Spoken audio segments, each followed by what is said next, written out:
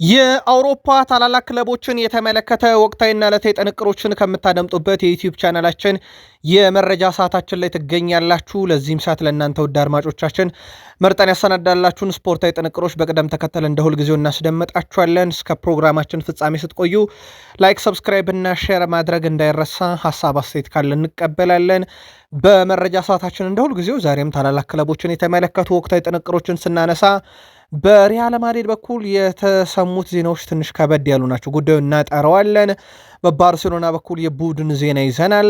በአውሮፓም ታላላቅ ክለቦች ታላላቅ ተጫዋቾች በተለይም በወቅታዊ የአሰልጣኝ ሹምሽር ሂደትም ጋር በተያዘ በአውሮፓ ያገኘናቸው ትልልቅ መረጃዎች አሉ፣ እናነሳቸዋለን። እነኚህን ጉዳዮች በፕሪሚየር ሊግ የመረጃ ሰዓታችን በአንድ የሕክምና ክፍል አጠገብ አያልፉም የተባሉ ተጫዋቾች ጉዳይ በጣም አነጋጋሪ ሆኗል። በተወዳጁ የእንግሊዝ ፕሪሚየር ሊግ ከምናነሳቸው በጣም አስገራሚ መረጃዎች ውስጥም ነው። ከዙር ጋር በተያዘ የፔፕ ጋርዲዮላ ቡድን ማንቸስተር ሲቲ ወቅታዊ መረጃዎችን እናነሳለን። ከዛ ውጪ ከሲቲ ተሰናባሽ ቁጥር አሁን ላይ 3 ደርሷል። ውድ ቤተሰቦቻችን ተረኛውን እንነግራችኋለን። በቡድን ዜና ከአጥቂው እስከ ግብ ጠባቂው እናነሳለን። በቼልሲ የመረጃ ሰዓታችን ቀጣይ አሰልጣኝ ሹምሽር ሂደት ላይ በጣም አነጋጋሪ ሁነቶችን እናደርሳችኋለን። አሰልጣኙ አሁን ስማቸው እየገነነ ይገኛል። ማክፍላረን በምን ጉዳይ የሚለውን ንጽጽራቸው እስከ ማን ሆኖላቸው የሚለው እናነሳለን። ግብ ጠባቂውን፣ አማካዩን፣ አጥቂውን የተመለከተ መረጃም በቼልሲ በኩል እንደተጠበቀ ነው። ከሊቨርፑል ጋር በተያዘችን ቀን እናነሳታለን። በምክንያት ለየት ያለ ጥንቅር ይዘናል። የሊቨርፑል ሰዎች አሰልጣኝ የማሰናበት ችግር የለባቸውም ይለናል ስካይ ስፖርት። የፊት መስመር አጥቂውን ኢሳክንም የተመለከተ ልዩ ጥንቅር ይዘናል። ከሊቨርፑል ጋር በተያዘ ደውል ጊዜው ለእናንተ ውድ አድማጮቻችን ይመጠናሉ ያልናቸውን መረጃዎች በቅደም ተከተል እያደረስናችሁ ነው ቆይታ የምናደርገው። አርሰናል ምናልባት ዘንድሮ ብዙ ነገሮችን ሊያስተካክል ይችላል። እንደ ቡድን ብቻ ሳይሆን እንደ ግለሰብ እንዴት የሚለው ተካቷል። ኦዴጋርድ ደጋፊውን ተረጋጉ እያለ ነው፣ ግን ተረጋጉ ያለው እዛው ሜዳ ውስጥ ነው። ምን ተፈጥሮ እንደሆነ እንነግራቸዋለን። በአርሰናል በኩል ሚኬል አርቴታ ስለተጋሩት አስገራሚ ክብረ ወሰን፣ የቀድሞ የቡድኑ ሌጀንድ ቴሪ ዳንኤል ኦነሪ፣ የአርሰናል ቀጣይ ጨዋታ ኤብሬቼ ኢዜ ከምናነሳቸው ትልልቅ ጉዳዮች ውስጥ ነው። በማንቸስተር ዩናይትድ የመረጃ ሰዓታችን ሰፋ ያለ የቡድን ዜና ይዘናል። በወቅታዊ ጉዳይ በቡድን ዜና ብሩኖ ፈርናንዴዝ እናነሳለን፣ ማይክል ካሪክ እናነሳለን፣ ጉዳትን እናነሳለን። በማንቸስተር ዩናይትድ በርከት ያሉ መረጃዎች ተካተዋል። እስከ ፕሮግራማችን ፍጻሜ ከቆያችሁ እነኝና ሌሎች የተመራረጡ ርዕሰ ጉዳዮችን ታደምጣላችሁ። ላይክ ካረጋችሁን ለእኛ በብዙ ይጠቅመናል። ሀሳብ አስተያየትም እንጨምራለን ካላችሁ ላኩልን። መረጃዎቹን ለእናንተ እያጋራን ቆይታ ስናደርግ እናንተ ደግሞ ከእኛ ጋር መስራት ካሻችሁ በዋናው ዩቲዩብ ገጻችን ያስቀመጥንላችሁ አድራሻ አለ።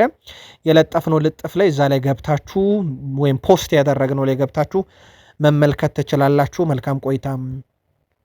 ኬሊያን ምባፔ በዚህ ውድድር ዓመት ዳግም ስለመጫወቱ ማረጋገጫ የለም እየተባለ ይገኛል። ዛሬ የስፔን መገናኛ ብዙሃን በስፋት ይዘውት የወጡት መረጃ ኬሊያን ምባፔው የውድድር ዓመቱ አብቅቶለታል የሚል ነው።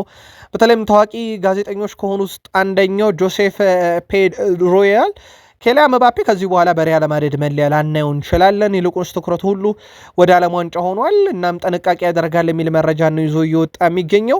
ይህን መረጃ ለእናንተ ውድ አድማጮቻችን እስካደረስንበት ሰዓት ድረስ ሪያል ማድሪድ ያወጣው ይፋ መግለጫ ባይኖርም ነገርየው ግን ወደዛ እንደሄደ ነው እያመላከቱ የሚገኙት የመረጃ ምንጮችም። በእርግጥ ጉዳዩን ከሰሞኑ እኛም አንስተነው ነበረ። ሪያል ማድሪድ ከዚህ በኋላ ዋንጫ ያነሳል የማያነሳበት እድል የለም፣ 100% ዝግ ነው ማለት ሳይሆን ከተለምዶ አንጻር ከዚህ አይነት የነጥብ ልዩነት ከቀሩት ጨዋታዎች አንጻር ውጤቱን ገልብጦ ዋንጫ ለመውሰድ በጣም የሚቸገርበት ሰዓት ላይ ነው አሁን ሪያል ማድሪድ እና ኬሊያን ምባፔ ከጉዳት ጋር እየታገለ ጨዋታ እያደረገ እንደነበረ የሚዘነጋ አይደለም። ከዚህ ጋር በተያዘ ነው ውድ ቤተሰቦቻችን ተጫዋቹ ምናልባትም ይህን የውድድር ዓመት ከዚህ በኋላ በሪያል ማድሪድ መለያ ላናየው እንችላለን ያለው ጋዜጠኛ የማድሪድን መረጃ ከራሳቸው ኦፊሻል ገጽ ስናገኝ ደግሞ እናደርሳቸዋለን። ባርሴሎና በኩል ፔድሪን እናንሳ። በጣም አስደናቂ ውድድር ዓመት እያሳለፈ ይገኛል። ፔድሪ ለባርሴሎና አጠቃላይ 60 የግብ አስተዋጽኦ ላይ ደርሷል። አማካይ ነው። በጉዳት በዚህ ዓመት ረጅም ጊዜ ሜዳ ላይ ያልነበረ ተጫዋች ነው፣ ግን ሲኖር ጥራቱ በጣም አስገራሚ ነው። ብዙ ጊዜ ስለ ፔድሪ መረጃዎች የሚወጡት ይሄ መሀል ሜዳውን የሚቆጣጠርበት መንገድ ነው፣ ግን ለግቦችን በዛው ልክ ቅርብ ነው። 30 የግብ አስተዋጽኦ ላይ ደርሷል። በጣም ድንቅ የውድድር ዓመት እያሳለፈ ይገኛል። የቀድሞ አሰልጣኝ ዣቪ ስለ ኔይማር 2013 ቡድኑን በ21 ዓመት ስለመቀላቀል ሀሳቡን ደግሞ ያጋራል። እንደዛ አይነት ተጫዋች በፍጹም አይቻል አቅም ምናልባት ሜሲ በዛ እድሜው እንደዚህ አይነት ጥራት ነበረው። ኔይማር ያደረገው ነገር ባርሴሎና ሲመጣ ፍጹም የተለየ ነበር። እድገቱ እንደታሰበው አለመሆኑ በጣም አስገርሞኛል ብሏል። በኋላ ላይ ከሜሲ ጥላ ወጣለሁ ብሎ ከእግር ኳስ ህይወት አቅጣጫውም ጭምር እንደወጣ ይታወቃል። ፍሬድሪኮ ዲማርኮ በጣሊያን ሴሪ ውድድር ታሪክ የአሲስት ሪከርዱን በመስበር እንግዲህ 18 አሲስቶች ላይ እንደደረሰ ይታወቃል። 34 ጨዋታ ያደረገው 6 ጎሎች ተጨማሪነት አሉት። ቀሪ ጨዋታዎች አሉት። ፍሬድሪኮ ዲማርኮ በጣሊያን ሴሪ እግር ኳስ ታሪክ ውስጥ በአንድ የውድድር ዓመት 18 አሲስት አድርጓል። ተጫዋቹ በበርካታ ክለቦች እየተፈለገ ነው። ኢንተር አቋሙን ግልጽ አላደረገም። ምናልባት ግን በበርካታ የዜና ምንጮች እየጠቆሙ እንደሆነ ተጫዋቹ ሊለቅ የሚችልበት እድል እንዳለ እየተዘገበ ይገኛል። ጉዳዩን እናጣረዋለን። በዝውውር መስኮቱ ላይ ግን ስማቸው በስፋት እየተነሱ ካሉ ተጫዋቾች አንደኛው ፍሬድሪኮ ዲማርኮ የኢንተሩ ተጫዋች ነው። ጣሊያን አሰልጣኝ ፍራንሲስኮ ፊራኦል በሚቀጥለው የውድድር ዘመን በፖርቶ እንደሚቀጥሉ ይፋ አድርገዋል። አሰልጣኙ ስማቸው ከቼልሲ ጋር ቢያያዝም ፖርቶን አልለቅም ሲሉ ለደጋፊዎቻቸው ማረጋገጫ ሰጥተዋል። ከቼልሲ ከፍተኛ ገንዘብ ቢቀርብ በፖርቶ እንደሚቀጥሉ ለክለቡ ደጋፊዎች ቃል ገብተዋል። አሰልጣኝ ፍራንሲስኮ ፊራኦል በፖርቶ ቤት እንግዲህ በጣም ድንቅ ጊዜን እያሳለፉ ነው። በአሁኑ ሰዓት የፖርቱጋል ሊግን በ82 ነጥቦችም ጭምር እየመሩ እንደሆነ ይታወቃል። በጣም ድንቅ ጊዜን እያሳለፉ ነው፣ ምንም ጥያቄ የለው። ናም ክለቡን የመልቀቅ ምንም አይነት ፍላጎት እንደሌላቸው ስማቸው ከቼልሲ ጋር ቢያያዝም ኢቭን ቼልሲ ትልቅ ገንዘብ እንኳን ቢያቀርብላቸው ይህንን የመቀበል እቅድም ፍላጎትም እንደሌላቸው ይፋ አድርገዋል። ከዚህ ጋር በተያያዘ በእርግጥ እሳቸው ተቀዳሚ ምርጫ ብቻ ግን አይደሉም። በቼልሲ ዝርዝራቸው ይውጣ እንጂ ተቀዳሚ ምርጫ አይደሉም። በርካታ የቼልሲ ደጋፊዎች ግን አሁንም ቢሆን ይህ በሊግ ደረጃ ተፈትኖ ውጤት ያለው ለአብነት ያክል እንደ ዚነዲን ዚዳን እንደነ አንቶኒዮ ኮንቴ በደንብ በሊግ ተፈትነው ዋንጫ የመጡ አሰልጣኞች እንጂ ከዚህ በኋላ ወጣቶችን ማምጣት በሊግ ደረጃ ስኬት የሌላቸውን ማምጣት በነ ሊያም ሮዛኔር በነ ማሬስካ ይብቃን ያሉ ይመስላል። እንግሊዝ ፕሪሚየር ሊግ የመረጃ ሰዓታችን ላይ ነን። ላይክ፣ ሰብስክራይብ፣ ሼር አድርጉን። ከኛ ጋር መስራት ካሻችሁም በአድራሻዎቻችን ማመልከቻዎቻችሁን እየላካችሁልን ውድ ቤተሰቦቻችን በፕሪሚየር ሊግ የመረጃ ሰዓታችን ቶትንሃም ሆትስፐርስን እናስቀድም። ያው የዣቪ ሲሞንስ ጉዳት የኤሲኤል መሆኑ ተረጋገጠ። ተጫዋቹ በጉዳቱ ምክንያት ከቀሪ ውድድር ዓመት ውጭ ሆነ። ከ25 ጥር ወር ወዲህ ብቻ 4 የቶትንሃም ተጫዋቾች ኤሲኤል ጉዳት አስተናግዷል። ኤሲኤል ጉዳት ያስተናገደ ተጫዋች ዝቅተኛው መመለሻ ጊዜው 6 ወር ነው፣ ከፍተኛው 9 ወር ነው። ስለዚህ የቶትንሃም 4ተኛ ተጫዋች እንዴት በዚህን ያክል ደረጃ ይሆናል ኤሲኤል ጉዳት የሚለው ግን አሁን ቶትንሃም ቤት በጣም አነጋጋሪ ጉዳይ ሆኗል። በወራጅ ቀጠና የሚገኘው ቶትንሃም በአሁኑ ሰዓት 11 ተጫዋቾቹ በጉዳትም እንዳሉ ይታወቃል እና ቶትንሃም ቤት ያለ የጉዳት መጠን እና የጉዳቱ ክብደት በጣም አሳሳቢ ደረጃም ላይ ደርሷል። ከዚህ ጋር በተያያዘ የወጣው መረጃ ትንሽ አስገራሚ ነው። የሰሜን ለንደኑ ክለብ ቶትንሃም በዚህ ውድድር ዘመን በተደጋጋሚ ጉዳት እየተፈተነ እንደሆነ ይታወቃል። ቡድኑ የገጠመው ተደጋጋሚ ጉዳት በወራጅ ቀጠና ላለመውረድ የሚታገል ቡድን አድርጎታል። እንዳልኳቸው 11 ተጫዋቾቹ በጉዳት እንዳሉ ይታወቃል።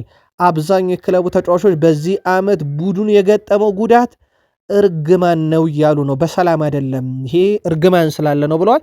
ኦልሞስት ወደ አስተሳሰቡ እርግጠኛ ሆኖበታል። ወደ ቤተሰቦቻቸው ቶትንሃም ቤት እርግማን አለ የሚለውን ነገር አምነው ተቀብለዋል።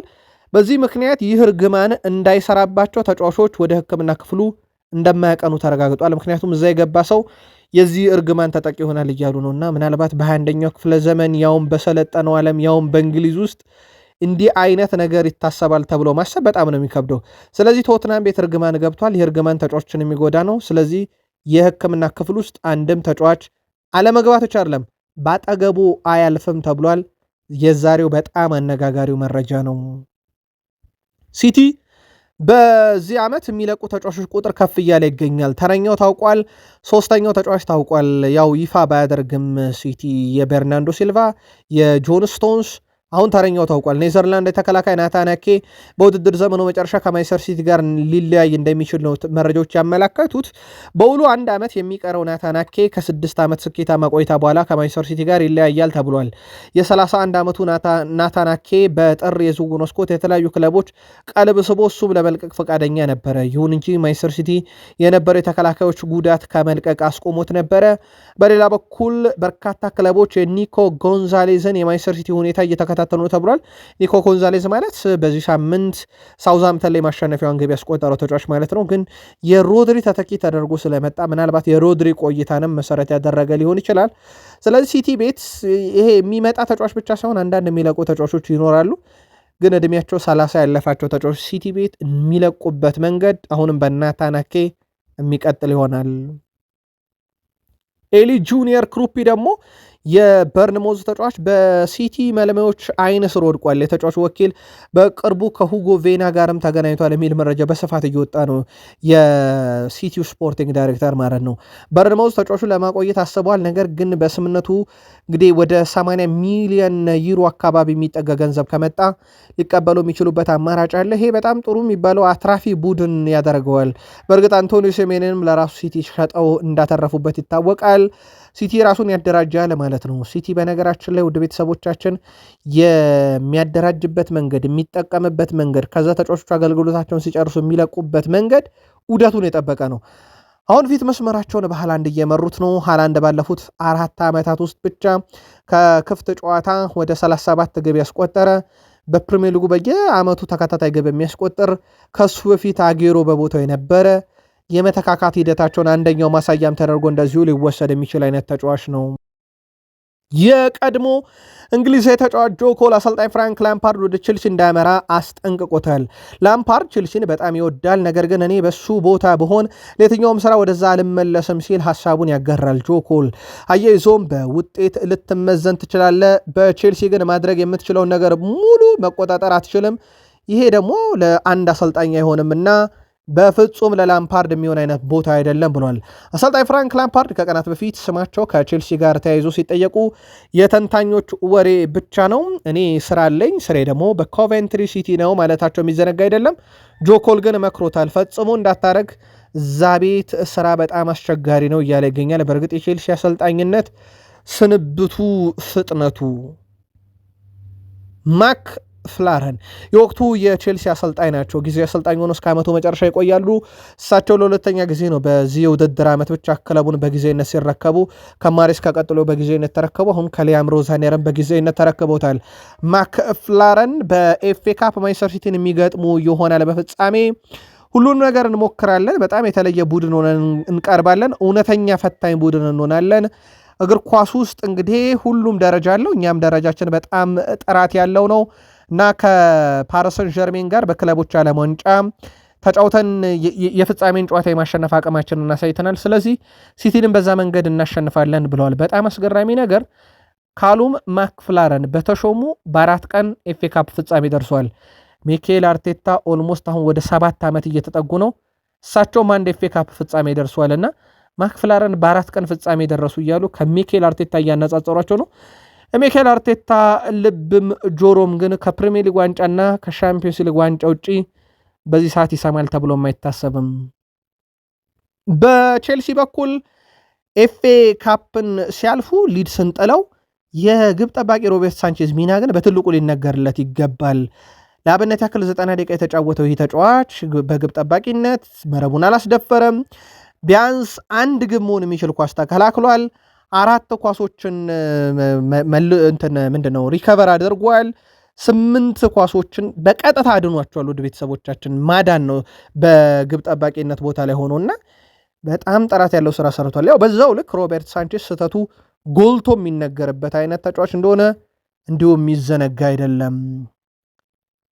ቼልሲ ባለፉት 6 የሀገር ውስጥ ፍጻሜ ጨዋታ አልቀነውም። 2019 ካራባኦ ፍጻሜ ተሸነፈ። 2020 ኤፍኤ ካፕ፣ 2021 ኤፍኤ ካፕ፣ 2022 ካራባኦ ካፕ፣ 2022 ኤፍኤ ካፕ፣ 2024 ካራባኦ ካፕ በፍጻሜ ተሸንፏል። አሁን ውድ ቤተሰቦቻችን 2026 ሌላ የሀገር ውስጥ ጥሎ ማለፍ ጨዋታውን ይሞክራል። ይሳካለታል። ከፊቱ ያለው ማንቸስተር ሲቲ ነው፣ የፔፕ ጋርዲዮላ ቡድን። የፔፕ ጋርዲዮላ ቡድን ባለፉት 3 የፍጻሜ ጨዋታ አንዱን ነው ድል ያደረገው፣ 2ቱን ተከታታይ ተሸንፏልና የፍጻሜ ጨዋታ በሀገር ውስጥ ውድድር የመሸነፍ አባዜ ያለባቸው 2 ክለቦች የሚያደርጉት ጨዋታ ማለት ይቻላል። ከቼልሲ ጋር በተያያዘ ግን ባየር ሙኒክ በኩል 65 ሚሊዮን ዩሮ የመግዛት አማራጭ ስለማይጠቀሙ ኒኮላስ ጃክሰን ወደ ቼልሲ እንደሚመለስ ተረጋግጧል። አሁን ትልቁ ጥያቄ ቼልሲ ያቆየዋል ይሸጠዋል የሚለው ነው።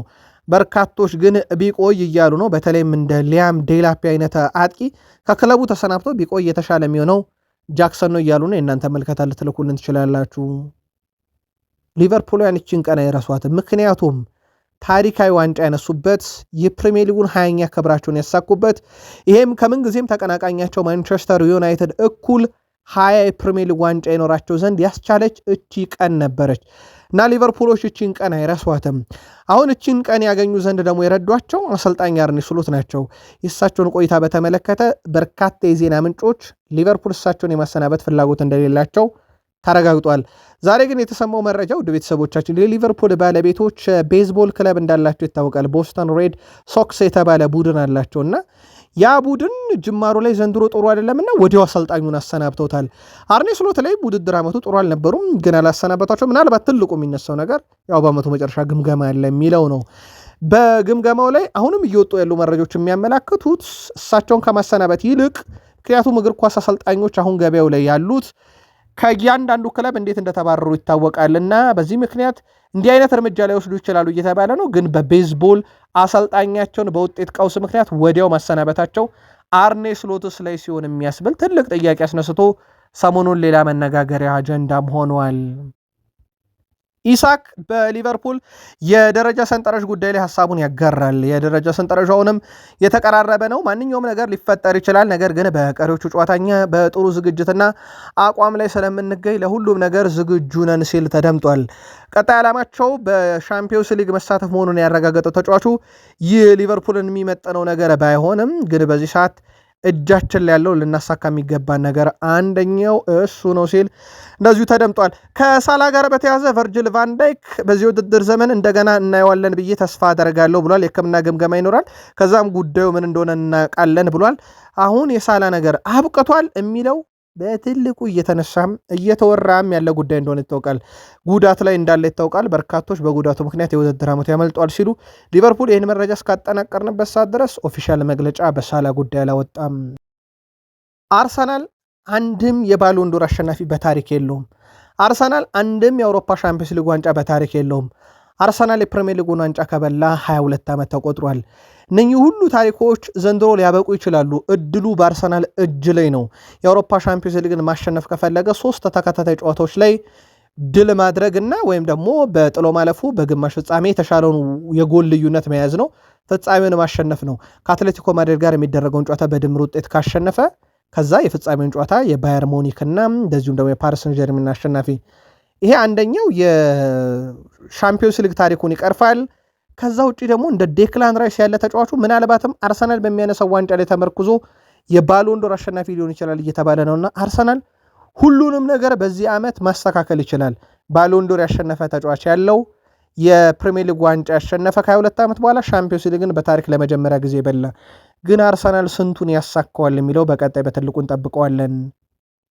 ማርቲን ኦዴጋርድ ለአርሰናል ደጋፊዎች ተረጋጉ ብሏል። ውድ ቤተሰቦቻችን ተረጋጉ ያለው ግን ሚዲያ ላይ ወጥቶ ወይም በቃለ መጠይቅ አይደለም፣ ስቴዲየም ውስጥ ነው ተረጋጉ ያላቸው። ይህ ነገር የተፈጠረው ደግሞ ውድ ቤተሰቦቻችን በሳምንቱ ከነበረው የኒውካስል ዩናይትድ ጨዋታ ጋር በተያያዘ ነው። 2 አጋጣሚዎች ላይ ማርቲን ኦዴጋርድ ኳሱን እዛው ሲያስጀምር የአርሰናል ደጋፊዎች ብስጭት ነው ያሉት። በዛው በስቴዲየም ውስጥ የነበሩ ማዕዘን መምቻው ጋር ለምንድነው ወደ ሳጥን ውስጥ የማታሻማው በሚል ከዚህ ጋር በተያያዘ ታዲያ አጭር ኮርናዎችን በኒውካስል ዩናይትድ ጨዋታ ላይ ሲመታ የነበረው ኦዴጋርድ ደጋፊዎች እንዲረጋጉ በእጁ ሲማጸንና እንዲያምኗቸው ሲያደርግ ነበረ። በኋላም ላይ የኤብሬቼ ኤዜ ግብ የተቆጠረችበት ቴክኒክ ይታወቃልና ኦዴጋርድ የአምበልነት ሚናውን ለተጫዋቾችም ብቻ ሳይሆን ለደጋፊዎችም ጭምር ሲያሳይ ነበረ። ያው ያ ጨዋታ አርሰናል በኤብሬቼ ኤዜ ግብ 1-0 እንዳሸነፈ ይታወቃል። አርሰናል በዚህ ሲዝን 39 ድሎችን ማስመዝገብ ችሏል። ይህም በ2001-2 ሲዝን ከተመዘገበው ድል እኩል ሆኗል። ያው የጨዋታ ብዛት ያኛው በ4 ይበልጣል። አሁን በ56 ጨዋታ ነው ይሄን ያደረጉት፣ በ4 ጨዋታ ያንሳሉ ሚካኤል አርቴታ። አሁንም ሪካርዱ መስበር ይችላሉ ቀሪ አንድ ጨዋታ ድል የሚያደርጉ ከሆነ ማለት ነው። በቴሪ ዳንኤል ኦነሪ በኩል ደግሞ የተነሳ ሐሳብ አለ። የአርሰናሉ ሌጀንድ ቴሪ ዳንኤል ኦነሪ የአርሰናሉ አምበል ማርቲን ኦዴጋርድ ያለውን ትልቅ እይታ አጋርቷል። ኦዴጋርድ የዚህ ቡድን ልብ ነው። ለእኔ ኦዴጋርድ የዚህ ቡድን ልብ ነው። ሁሉንም ነገር በእሱ በኩል ያልፋል። ፍጥነቱ፣ ብልሃቱና የፈጠራ ችሎታው የሚገርም ነው። እሱ በጥሩ ሁኔታ ሲጫወት አርሰናል ያሸንፋል ብሏል። እቺን ሐሳብ በርካታ አርሰናል ይስማማባታል ብዬ አስባለሁኝ። ኦዴጋርድ ጥሩ ሲጫወት አርሰናል ያሸንፋል የሚለውን ትልቁ የአርሰናል ደጋፊዎችም ችግር ኦዴጋርድ ወጥነት እያሳየ አይደለም ከጨዋታ ጨዋታ ሁለቱ አጋማሽ ላይ በራሱ በወጥ ብቃት እየተጫወተ አይደለም ይላል። ነገር ግን ቴሪ ዳንሎኒ ትክክለኛው ቦታ ቢሰጠው በሱ ዙሪያ የሚንቀሳቀሱ ጥሩ ተጫዋቾች ካሉ ኦዴጋርድ የቡድኑ ልብ ነው ብሏል። አርሰናል አንደኛው ከሚሞክራቸው ዋንጫዎች ዘንድሮ እንግዲህ በአራት የዋንጫ ግንባር ተፋልሞ አሁን ሁለቱ ላይ ብቻ እንደቀረ ይታወቃል። ኤፍ ኤ ካፕን ተሰናብቷል። ካራቦ ካፕ በፍጻሜ ተሸንፎ የፊታችን ረቡዕ አትሌቲኮ ማድሪድ ጋር በሜትሮፖሊታኖ የሚያደርጉትን ጨዋታ የሚመሩት አልቢተር ተመርጧል። በሪያድ ኤር ሜትሮፖሊታኖ ስቴዲየም የሚደረገውን ጨዋታ ኔዘርላንዳዊ ዳኛ ዳኒ ማኬሌ በመሃል ሜዳ ዳኝነት እንዲመሩ ተሹመዋል። አትሌቲኮ ማድሪድ በዳኛው እየተመሩ ካደረጓቸው 3 ጨዋታ 3 አቻ ወጥተው ካደረጓቸው 4 ጨዋታ 3 አሸንፎ 1 ጨዋታ ደግሞ ተሸንፏል። ከዛ በዘለለ አርሰናል በኩል ዳኛው እየተመራ 4 ጨዋታ ሲያደርግ በ3 አሸንፎ በቀሪው ተሸንፏል 1 ጨዋታ። ሁለቱም ቡድኖች በዳኛው ስር ሽንፈት ገጥሟቸዋል። በእርግጥ በዳኛው ምክንያት የሚል አይደለም መረጃው፣ ከዳኛው በመሩት ጨዋታ ነው። እኚህ ዳኛ እንግዲህ እየመሩት ማለትም ዳንኤል ማኬሌ ጨዋታው በሜትሮፖሊታኖ ስቴዲየም ይካሄዳል። ቃል ስፖርት ዩቲዩብ ቻናልም እዚኛውም ገጻችን ላይ በተከታታይ በጨዋታው ዙሪያ ለአርሰናል ደጋፊዎች መረጃ ይኖረናል። የመጋቢት ወር የአርሰናል ምርጥ ተጫዋች ሽልማት ለኢብሪቼ ኢዜ እንደተሰጠ ይታወቃል። በይፋ ተረክቧል። ሽልማቱ የሰጠው ደግሞ የቀድሞ ተጫዋች የነበረው ታዳጊ ሲሆን ሁለቱም እንግዲህ በሽልማቱ ስነስርዓት ላይ ምስላቸውን በማህበራዊ ሚዲያ አጋርተዋል። ኢዜ በወር ውስጥ ለነበረው አስደናቂ ብቃትና ለቡድኑ ላበረከተው ከፍተኛ አስተዋጽኦ የደጋፊዎች ድምፅ በማግኘት ይህንን ክብር ተጎናጽፏል። በነገራችን ላይ ኢብሪቼ ኢዜ ባለፉት 3 ዓመታት 26 የፕሪሚየር ሊግ ግቦች ያሉት ምናልባት የክንፍ አጥቂ ነው። አልፎ አልፎ 10 ቁጥር ቦታ ላይ ይጫወታል። ይህን ቁጥር በሌላ ተጫዋች ከፈለግ ነው የማንቸስተር ዩናይትዱ የአማካይ ስፍራ ተጫዋች ብሩኖ ፈርናንዴዝም ልክ እንደ ኢብሪቼ ኢዜ ሁሉ ባለፉት 3 ዓመታት 26 የፕሪሚየር ሊግ ግቦች አሉት። በዚህ የብሩኖ መረጃ እንቀጥል። ለእኛ ሻምፒዮንስ ሊግ መግባት ዝቅተኛ ገባችን እንጂ ትልቁ ስኬት አይደለም ብለዋል ብሩኖ። ያም ግዴታችን ነው። የእኔ ትልቁ ጉጉት በቀሩት 5 ጨዋታ 3 ነጥብ አግኝተን ቦታችንን ስናረጋግጥ ነው ብሏል። በተለይም ደግሞ ብሩኖ ፈርናንዴስ ቀሪ 3 አሲስቶችን በእነኛ 5 ጨዋታ የሚያደርግ ከሆነ በርካታ አሲስቶችን በአንድ ሲዝን ያደረገም ተጫዋች እንደሚሆን ይታወቃል። በማንቸስተር ዩናይትድ ብቻ ሲሆን በፕሪሚየር ሊግ ታሪክ። በሱ ጉዳይ ላይም የቀድሞ የማንቸስተር ዩናይትድ ተጫዋች ጄሴ ሊንጋርድ እውነት ለመናገር ብሩኖ በዚህ ውድድር ዘመን እያደረገ ያለው ነገር የሚታመን አይደለም። እንደሚታወቀው ኬቨን ደብሮይና የያዘውን የከፍተኛ አሲስት ሪከርድ ለመስበርም ጥቂት ነው የቀረው። በዚህ ምክንያት በዚህ ውድድር ዓመት የማንቸስተር ዩናይትዱ አማካይ ብሩኖ ያደረገው ነገር በአውሮፓ ምርጥ የሚያስብለው በባሎንዶርም እጩ የሚያስደርገው አይነት ብቃት ነው ሲል አወድሶታል። ይቀጥላል ጄሴ ሊንጋርድ በሚቀጥለው የውድድር ዘመን ቋሚ አሰልጣኝ ሊሆን ይችላል ብዬ የማስበው ሰው ካሪክ ነው ብሏል።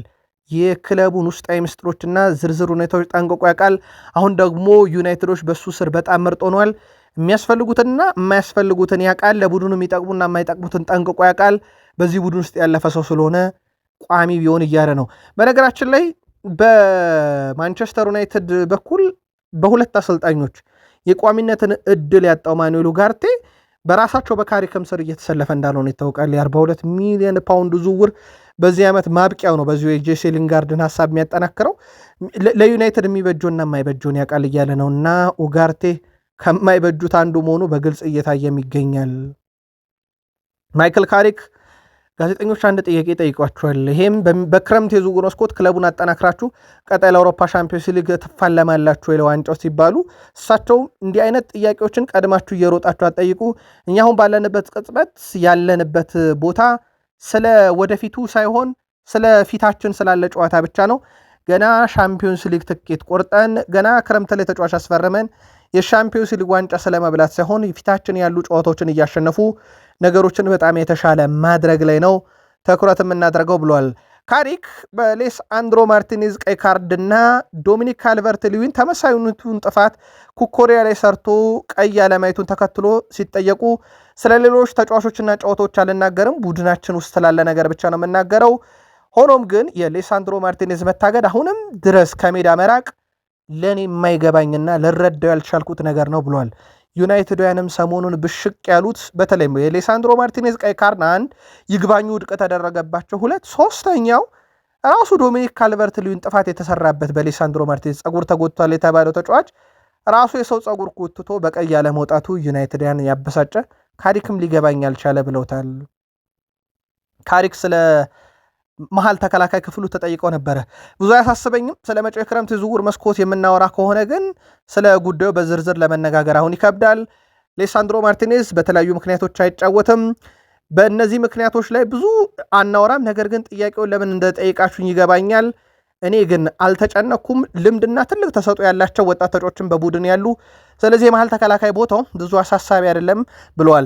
ካሪክ ከሰር ጂም ራትክሊፍ ጋርም ስላላቸው ግንኙነት ተጠይቀው ነበር። በካሪንግተን ሰሞኑን ሰር ጂም ራትክሊፍ እንደነበሩ፣ ውይይቶችን እንዳደረጉ፣ ሻይ አብረው እንደጠጡና መደበኛ ያልሆኑ ንግግሮች ወይም ይሄ ግለ ወሬዎች እንደነበሩ ይፋ አድርገዋል። ከስራ ውጭ የሆኑ ማለት ነው። እናም ለእሳቸውም እንግዲህ ያለውን ቀረቤታ ተናግረዋል። ማይክል ካሪክ የእሳቸውን ቆይታ ለማጣራት ጋዜጠኞች ያደረጓትም አንደኛዋ ጥያቄ ነበረች። ስለ ሻምፒዮንስ ሊግ ተሳትፎም ተጠይቀው ነበረ። መገኘት የምንፈልገው በአውሮፓ ሻምፒዮንስ ሊግ ነው። በሻምፒዮንስ ሊግ ላይ ስኬታማ ታሪክ አለን። ታላላቅ ጊዜያትና ድንቅ ምሽቶችን አሳልፈናል። ያለምንም ጥርጥር በሻምፒዮንስ ሊግ መገኘት ዘንድሮ ህልማችን ነው ብለዋል። ይህንን እንደ ቀላል ነገር ልንመለከተው ወይም መገኘት ያለብን ቦታ እዛው እንደሆነ ብቻ ዝም ብለን ማሰብ የለብንም። በሚገባ ሜዳ ላይ ያንን ማሳየት አለብን። ተስፋ አደርጋለሁ። ብዙ ጨዋታዎች የሉንም እጃችን ላይ ባሉን ጨዋታዎች ግን የሻምፒዮንስ ሊግን ትኬት ቆርጠን በመድረኩ እንሳተፋለን። ዩናይትድ በዛ መገኘት ግድ ይለዋል ብለዋል። በእርግጥ ብሩኖ ፈርናንዴዝም ይሄንኑ ሀሳብ ነው ያጋራው። በሻምፒዮንስ ሊግ መገኘት ለዩናይትድ ግዴታ ነው፣ ግን ትልቁ ስኬት ለዩናይትድ መገኘት አይደለም ብሏል። በእርግጥ እንደ ዩናይትድ ላለ ቡድን ከሰር አሌክሳንደር ቻክማን ፈርጉሰን በኋላ ነገሮች ከፉበት እንጂ ሻምፒዮንስ ሊግ መሳተፍ ለዩናይትድ ትልቅ ጉዳይ እንዳልነበር ይታወቃል። ማይክል ካሪክ ማቲያስ ዴላይት፣ ዶርጉና ኩኛን በተመለከተ ሁሉም አሁን በጥሩ መሻሻል ላይ ናቸው። ኩኛ የምቾት ማጣት ካልተሰማው በስተቀር ልምዶችን በተወሰነ መንገድ ከኛ ጋር ሰርቷል። ዶርጉ አገግሞ ልምዶችን ማድረግ ጀምሯል። ከቆይታ በኋላ ቡድኑን ተቀላቅሎ ልምዶችን አከናውኗል። ለጨዋታው ይደርሳሉ ወይ የሚለውን ጨዋታው ሰዓት ላይ ጠብቁኝ ብለዋል። ለማቲያስ ዴላይት ደግሞ ምንም አይነት የጊዜ ገደብ ባናስቀምጥም የውድድር ዓመቱ ሳይጠናቀቅ ለዩናይትድ ይጫወታል። ዴላይት ብቁ ለመሆን እየሰራ ይገኛል። በሜዳ ላይ ጥቂት ልምምዶችን እያደረገ ነው። ሁኔታው ጥሩ ሲሆን እናሰልፈዋለን ብለዋል። በማንቸስተር ዩናይትድ በኩል ዴላይት ቀዶ ጥገና ያስፈልገዋል ተብሎ ተጠይቀው ነበረ። ለጊዜው ወደ ሜዳ ተመልሷል። ይህም ተስፋ የሚሰጥ ነው። ሁላችንም ሂደቱ በዚህ መልኩ እንደሚቀጥል ተስፋ እናደርጋለን። እስካሁን ባለው ሂደት ቀዶ ጥገና ያደርጋል ተብሎ አይጠበቅም ብለዋል። ግን ከዚህ በኋላ ዩናይትድን በሌሳንድሮ በማቲያስ ዴላይት ብቃት ሻምፒዮንስ ሊግ አለመግባት አይችልም የሚባል አይነት ሰዓት ላይ አይደለም። ማንቸስተር ዩናይትድ የሚፈልገው 4 ነጥቦች ነው። ማንቸስተር ዩናይትድ ከዛ በዘለለ ደግሞ ማንቸስተር ዩናይትድ የሌሎች በተለይም የብራይተንን ውጤት ተከትሎ የሻምፒዮንስ ሊግ ቦታን በሌሎች ክለቦችን ምክንያት ሊያገኝ የሚችልበት እድል አለ። ጥቂት ቆይታ እንመለስ። ከኛ ጋር ስለነበራችሁ ግን አመስጋኞች ነን። መልካም ቀን